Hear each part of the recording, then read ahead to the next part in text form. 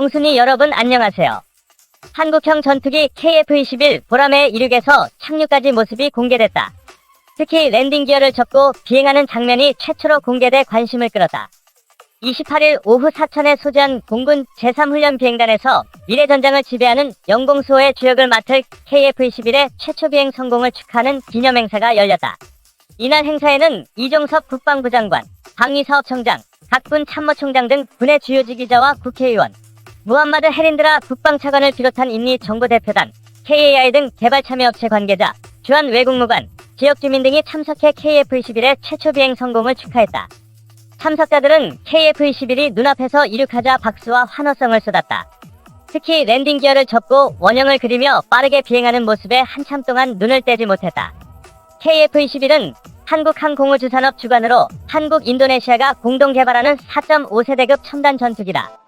2016년 개발을 착수해 2021년 4월 9일 시제 1호기에 조립을 완료해 출고했다. 이후 각종 지상시험 및 비행준비 절차를 거친 후 지난 7월 19일 최초 비행에 성공한 바 있다. 이종섭 국방부 장관은 지난 20년간 KF-21 개발을 위해 헌신해온 KAI와 방위사업청, 공군, 협력업체, 학계와 연구소에 감사한다며 KF-21이 미래전장을 지배하는 영공수호의 주역이자 북핵 위협을 억제하는 데 큰 역할을 할 것이라 기대한다고 말했다. 한국형 전투기는 현재 시제 1호기를 활용해 초기 건전성 시험을 완료했으며 영역 확장 시험을 진행 중이다. 시제 2에서 6호기는 2022년 10월부터 순차적으로 비행시험에 투입될 계획이다. 비행시험은 초기 건전성, 영역 확장, 성능 검증, 무장 적합성, 군운 용적 합성 등으로 구성돼 단계별로 성능을 확인하고 검증하는 것으로 계획됐다. 한국형 전투기는 2000여 회의 비행시험을 거쳐 2026년까지 시험평가와 체계 개발을 완료한 후 2032년까지 120여 대를 양산해 공군에 전력화할 예정이다. 마침내 랜딩 기어를 접고 비행하는 KF-21의 완벽한 비행 영상이 공개되자 KF-21과 관련된 논란들도 새로운 국면을 맞고 있습니다. 1차 비행에선 사고에 대비해 랜딩 기어를 내린 상태로 비행했지만 2차 비행에선 엔진의 안전성까지 최종 확인된 만큼 전투기 개발이 8부 능선을 넘었다는 평가도 나오고 있는데요. 이는 그동안 불거졌던 다양한 결함 우려를 불식시키기에 충분했으며 마지막 단계인 초음속 계획까지 모든 게 순조롭게 진행되고 있음을 의미했습니다. 그런데 비행 중 랜딩 기어가 접히는 장면에서 무언가 이상한 점이 발견되며 전 세계 전투기 전문가들을 의아하게 만들었습니다. 기존과 다른 랜딩 기어 설계뿐만 아니라 접히는 각도와 바퀴를 지탱하는 부품도 원래 설계보다 보강됐음을 알 수 있는데요. 게다가 지난 시험 비행 때와 달리 5000피트 낮은 1만 피트로 비행한 부분도 이상하긴 마찬가지였습니다. 전문가들에 따르면 애초에 초음속 전투기로 설계된 KF-21의 특성상 지면에서 이륙하는 순간 랜딩 기어를 접는 것이 보통이며 더욱이 불필요하게 낮은 고도를 유지할 필요가 없었다는 점에서 KF-21의 설계안이 다시 한번 변경된 게 아니냐는 의문마저 던지고 있습니다.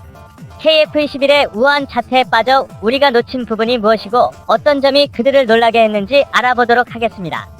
지난 28일 국산 초음속 전투기 KF-21의 최초 비행 성공 축하 행사를 맞이하여 경남 사천 공군 제3훈련 비행단에서 대기 중이던 시제기 1호는 이날 지상 임무통제실의 교신과 이륙 허가에 따라 굉음을 내며 9차 비행에 나섰습니다. 이윽고 KF-21에 이어 안전추적기 임무를 띈 국산 경공격기 FA-50이 뒤따라 이륙했고 두 전투기는 속도를 내면서 순식간에 시야에서 사라졌습니다. 이날 20분간 비행을 마친 KF-21에서 특히 주목할 점이 있다면 2달 전 초도 비행에서 접지 않았던 랜딩 기어가 기체 안으로 들어가는 모습이 포착됐다는 점인데요. 앞서 7월 19일 실시된 최초 비행 이후 랜딩 기어를 접은 모습이 공개된 것은 이번이 처음 있는 일이었습니다. 그런데 평범해 보이는 이 장면에 대해 해외 전문가들은 매우 경악한 듯한 반응을 보였습니다. 기체에 비해 다소 비대해진 랜딩 기어의 구조도 수상했지만 바퀴가 모두 접힌 후 내부에 복잡한 서스펜션 구조가 추가된 것으로 볼 때에는 특별한 의도를 가지고 설계된 것으로 의심해 볼 만했습니다. 국내 언론에 따르면 군 당국은 최근 경항공모함에 탑재될 전투기로 KF-21을 검토하고 있다고 밝힌 바 있습니다. 이에 일각에선 수직이 착륙 기능이 없는 KF-21은 활주로가 짧은 경항모에 부적합하며 중형 항모를 도입하는 방향으로 사업이 변경되는 것이 아니냐는 분석을 내놨는데요. 현재 우리 해군이 계획하고 있는 항모의 길이는 265m로 미 해군의 핵심 항공모함인 니미츠급의 길이가 300m인 것에 비해 다소 규모가 작은 것으로 알려졌습니다. 활주로가 짧은 경항모의 한계를 극복하기 위해 해군은 200m 이내의 활주로에서 이륙이 가능하고 착륙은 수직으로 가능한 수직이 착륙기가 필요하다고 주장해왔지만 KF-21은 수직이 착륙 기능이 없는 상황이었기에 국방부는 이를 고려해 항모의 구조 변경까지 함께 검토돼야 한다고 설명한 것입니다.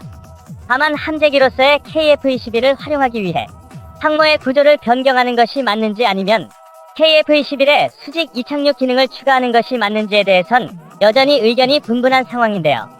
바로 이 같은 논쟁이 KF-21에 변화된 랜딩 기어의 시선이 쏠린 이유입니다. 일반적으로 함재기는 지상의 1/3밖에 안 되는 어레스팅 와이어가 설치된 항공모함의 전투기를 정확히 내리찍어야 하므로 착함할 때 받는 충격은 보통의 균용기에 비할 바가 아닙니다. 지상의 활주로에 착륙하는 군용기 중 착륙에 1km 정도를 소모하는 군용기도 많지만 대형 항공모함도 비행갑판 전체 길이가 대략 300m 정도 밖에 안 되기 때문에 제동의 애를 먹는 것은 일반적입니다.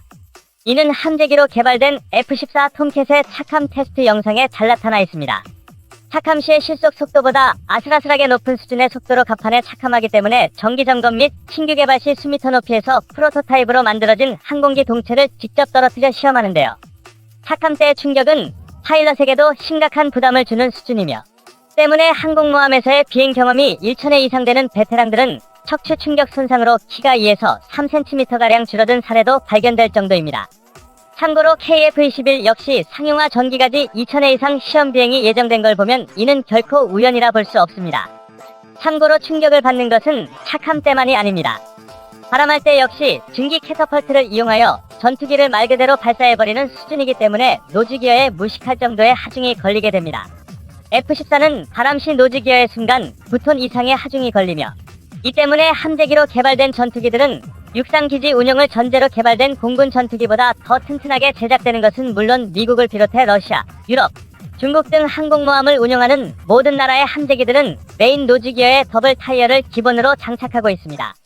이는 싱글 타이어를 장착하는 공군용과 외관상 뚜렷하게 구분할 수 있는 특징인데요. 평범한 공군 전투기의 랜딩 기어보다 1.5배 이상 품어야 하는 건 기본 전제이며 랜딩 기어만 보강되어서는 안 되는 게 1차적으로는 랜딩 기어가 힘을 받지만 기체 골조가 강화되어 있지 않다면 캐터펄트로 바람시 앞부분만 뜯겨나가는 대참사가 일어날 수 있기 때문입니다. 즉 전체적으로 기체의 골조에 엄청난 기술과 투자가 선행돼야 한다는 것이죠.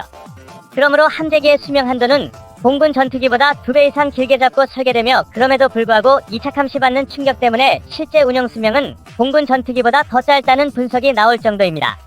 또한 바다에서 활용됨으로 염분에 대한 대책은 기본이며 좁은 곳에서의 정비 효율을 높이기 위한 모듈화 설계도 요구되는데 이는 항공모함같이 좁은 곳에서 기체를 대규모로 정비하는 것 자체가 매우 어렵기 때문입니다. 최근 일산 킨텍스에서 열린 대한민국 방위산업전시회 부스에서 KAI는 KF-21의 함재기용 파생형인 KF-21N 모형을 최초로 공개했습니다. KF-21N의 모형은 함재기로 개발된 F-18 호넷과 여러 면에서 비슷한 특징들이 잘 나타나 있었는데요. 다만 KAI는 KF-21N의 항공모함 적재기라는 설명으로 모형의 성격을 명확히 밝히며 이착함 방식이 기존의 캐터펄트가 아닌 단거리 이압 및 어레스팅 기어를 이용한 강제 착함 방식이 적용됐음을 밝혔습니다. 또한 경항모형 함재기 도입 대상으로 거론됐던 미국 F-35B와 같은 수직이 착륙은 언급되지 않았는데 이는 아직까지 중항모를 염두하여 KF-21N 설계가 이뤄지고 있음을 반영한 부분으로 보입니다.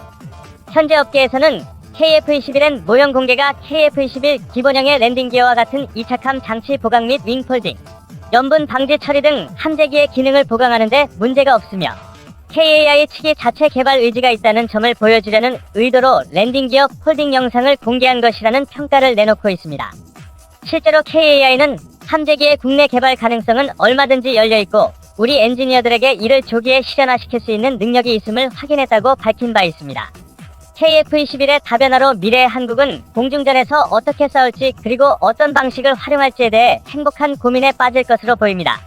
분명한 건 이 같은 KF-21의 다양한 변신은 중국과 일본 등 인접국에게 예상 밖의 사건이라는 점인데요.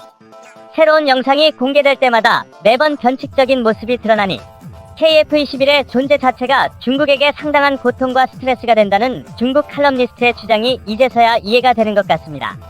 이쯤 되면 최종 형태의 KF-21이 공개될 때면 아예 6세대 전투기라는 새 지평을 쓰는 건 아닌지 모르겠는데요.